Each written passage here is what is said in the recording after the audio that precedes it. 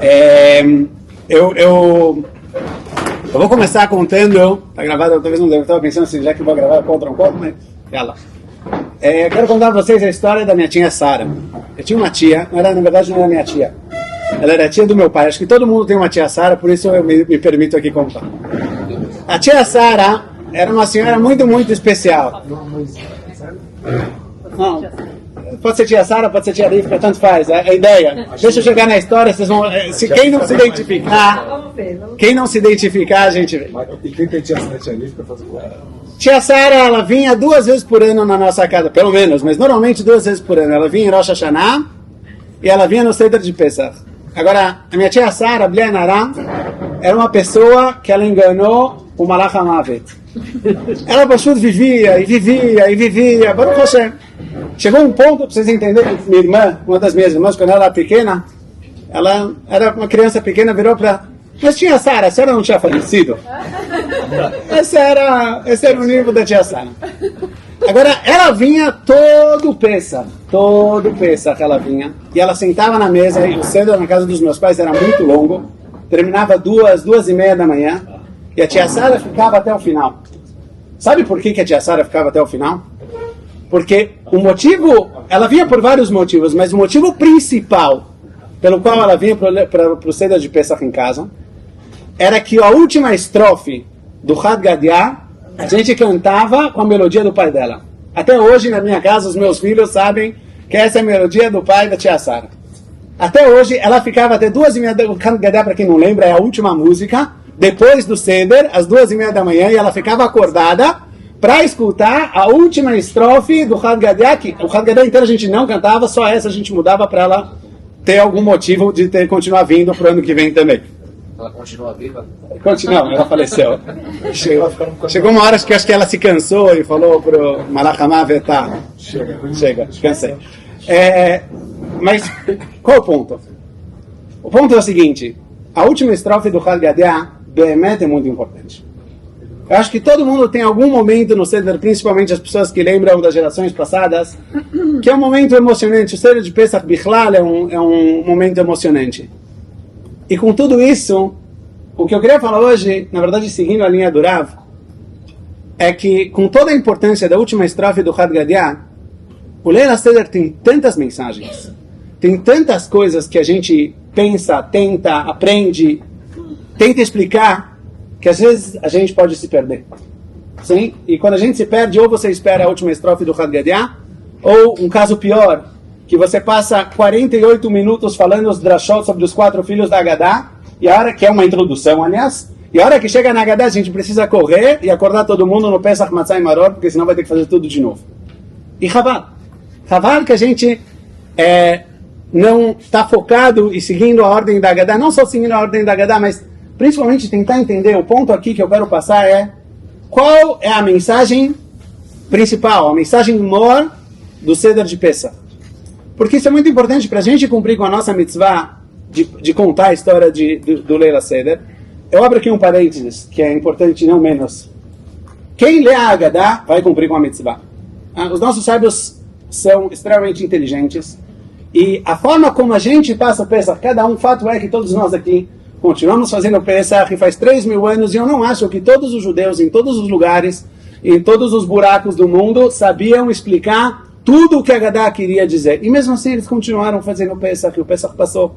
O próprio Seder de Pesach é a maior mensagem que a gente passa. Então, com isso eu tranquilizo os ânimos, ninguém precisa ficar estressado, que se eu não fizer dessa forma, não vai dar tudo certo. E mesmo assim, com certeza, se a gente estiver focado no ponto principal, a gente vai conseguir englobar ao máximo, primeiro, dar ênfase nas partes mais importantes. Quer dizer, realmente, botar o nosso esforço, tempo e fome nos lugares que vale a pena gastar com eles, e não nos lugares que são legais, mas são menos importantes. Inclusive, justo hoje eu estava escutando um shiur do meu Rav, gravado, ele falou que a Agadá ela tem intervalos comerciais, quer dizer, para as pessoas...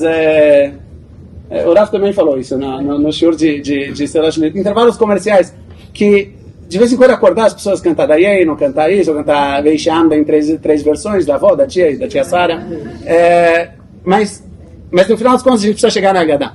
Então qual é o ponto da Agadá? Qual é o ponto Qual é a mensagem que no final das contas a gente quer sair na noite de Pesach? Tem uma história no Tanakh.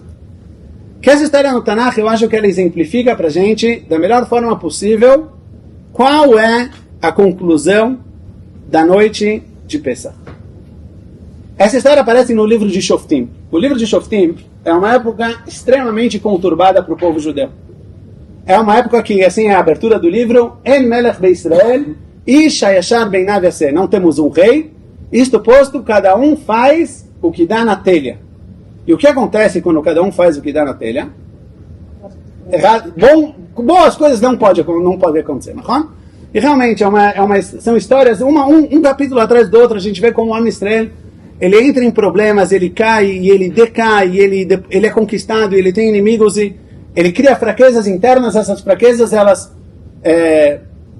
convidam inimigos de fora a virem atacar, e aí a Israel precisa procurar quem vai ser o shofet, reza para Hashem, Hashem manda o shofet salva eles fazem chuvá, e a gente começa tudo de novo. É uma época bem extremamente complicada. Quem está no shiur de Tanakh do Rav Eliyahu sabe, quem não está, chegou a hora de estar. E uma das histórias conta a história de Gidon. Na época de Gidon, os vilões, ou vilões? Vilões, isso. Os vilões da vez eram os Midianim. Midianim é um povo que são vizinhos nossos lá na Jordânia, no fim, no sul da Jordânia. E esses Midianim, eles eram extremamente cruéis com a maioria dos nossos inimigos, mas a forma de como eles lidavam é que eles vinham e ou eles roubavam todo o plantio, toda a safra do povo judeu, ou eles simplesmente destruíam e queimavam. Então, anos após anos, tinha uma situação aqui de extrema fome. Não tinha o que comer, não tinha como se manter. A ponto de que os Yehudim faziam para poder ter um mínimo de comida, eles tinham que rápido, durante as noites, eles iam nos campos, batiam os trigos para pegar os grãos, escondiam os grãos em cavernas, em buracos, para os midianim não pegarem, para ter pelo menos alguma coisa para sobreviver. E antes da gente entrar na história de Gidon, é muito importante entender a introdução do Navi. Hashem manda um profeta para Am Yisrael. Hashem fala para Am Yisrael: olha, eu tirei vocês do Egito, eu trouxe vocês para a terra de Israel, e eu falei para vocês: não façam pactos com os povos da terra, não se assimilem, nem fisicamente nem mentalmente. E vocês não me escutaram. E aí, quando vocês não me escutaram, eu falei que ia dar errado. Assim vem o profeta e fala para Am Yisrael.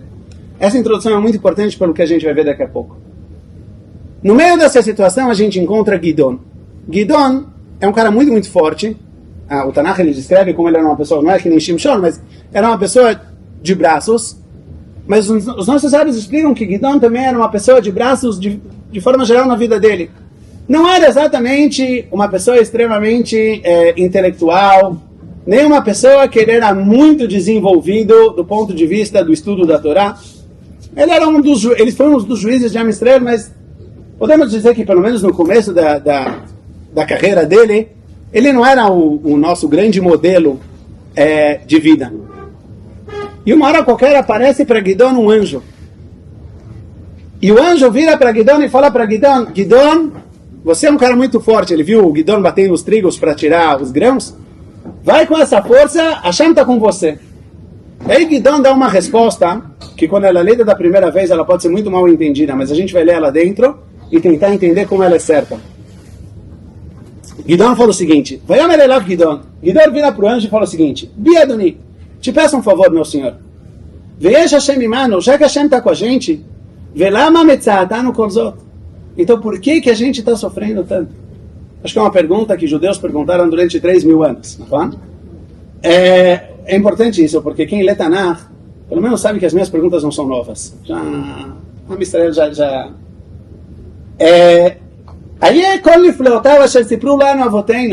Cadê todas as maravilhas que os nossos antepassados contaram a nós?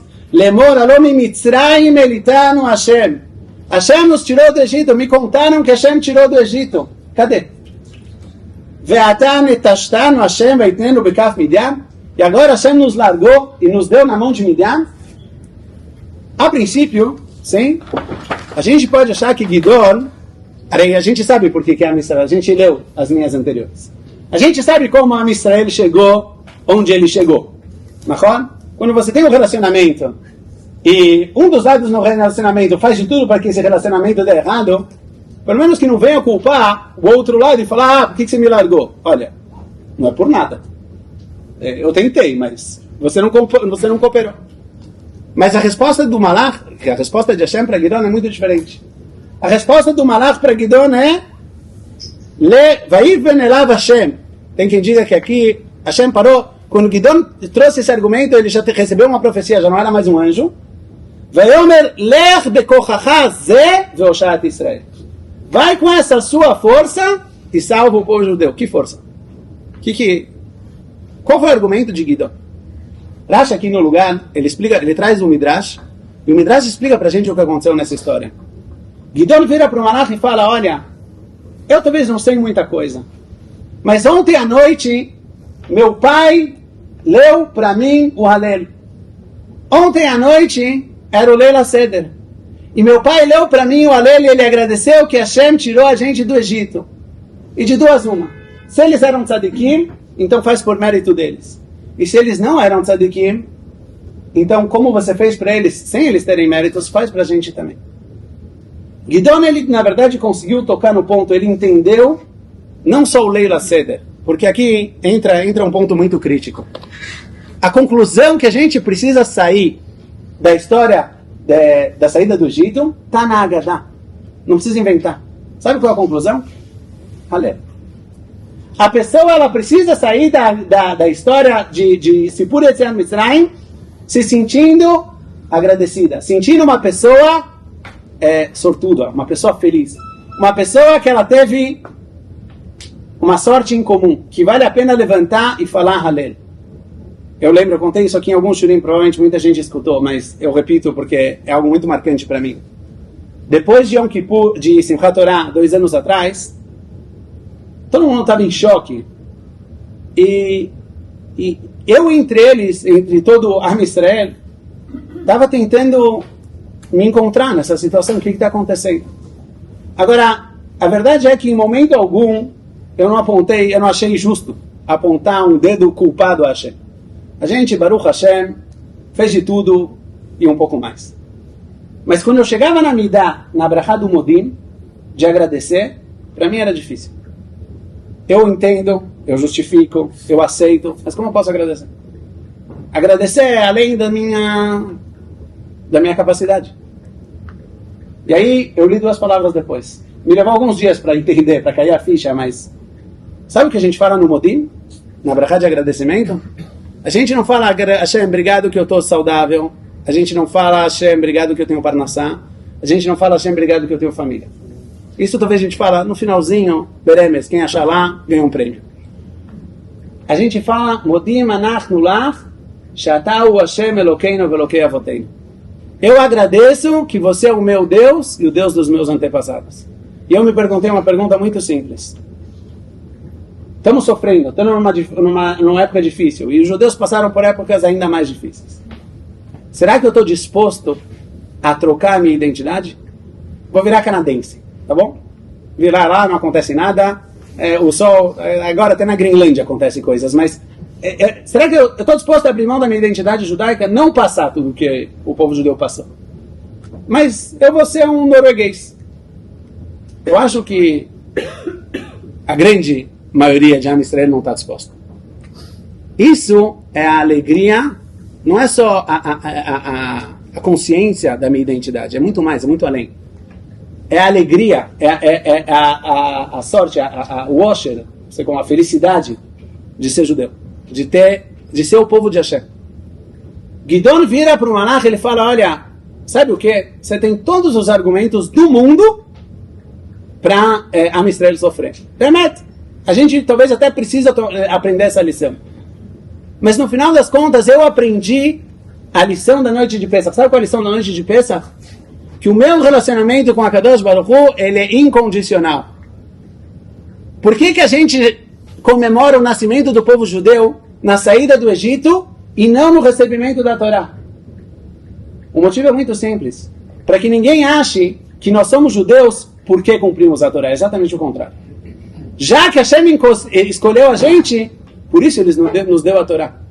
Não é que depende, o nosso relacionamento, o dia a noite de Pesach é a noite do Brit, do pacto.